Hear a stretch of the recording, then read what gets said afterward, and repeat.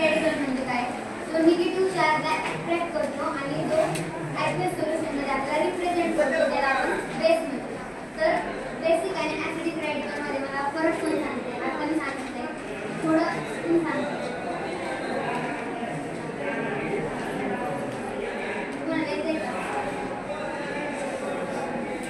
खाली एक चार्ट दिसतोय, त्या चार्टमध्ये काय दिलंय ते कोण सांगते का?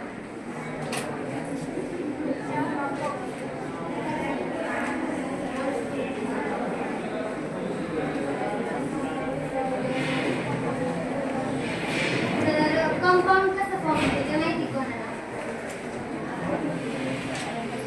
मी सांगते. कंपाऊंड म्हणजे काय?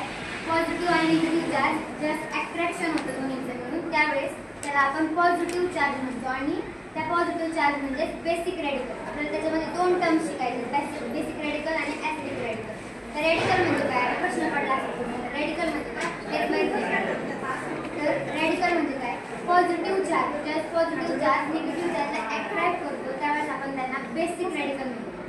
ज्यावेळेस निगेटिव्ह चार्ज म्हणजे त्याला घेण्याची, त्याच्याकडे घेण्याची क्षमता असते, त्याला आपण ॲसिडिक रेडिकल म्हणतो. तर खाली एक चार्ट दिसतोय, तर त्याच्यामध्ये आपला name of compound, molecular formula, basic radical आणि ॲसिडिक रेडिकल, आणि टाईप ऑफ कंपाऊंड म्हणजे तो ॲसिडिक का बेसिक.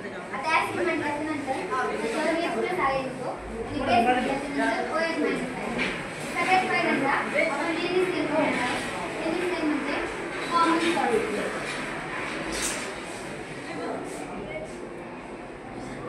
जे आपण दररोज खातो. तर कॉमन सॉल्ट मध्ये H+, याच्यामध्ये पॉझिटिव्ह चार्ज, यानी हा पॉझिटिव्ह, CH हा निगेटिव्ह चार्ज. तर खाली जे एक्झाम्पल दिसते त्याच्या खाली HNO3 म्हणजे नेम ऑफ कंपाऊंड माहिती तुम्हाला काय वाटतं ऍसिड म्हणजे काय? कोणाला माहिती काय ऍसिड म्हणजे काय?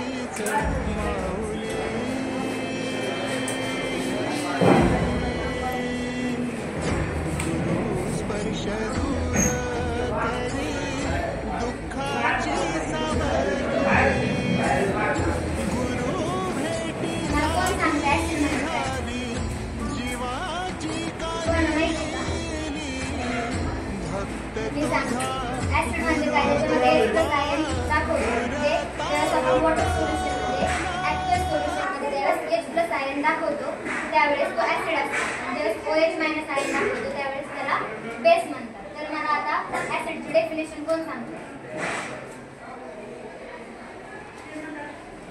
येते कोणाला?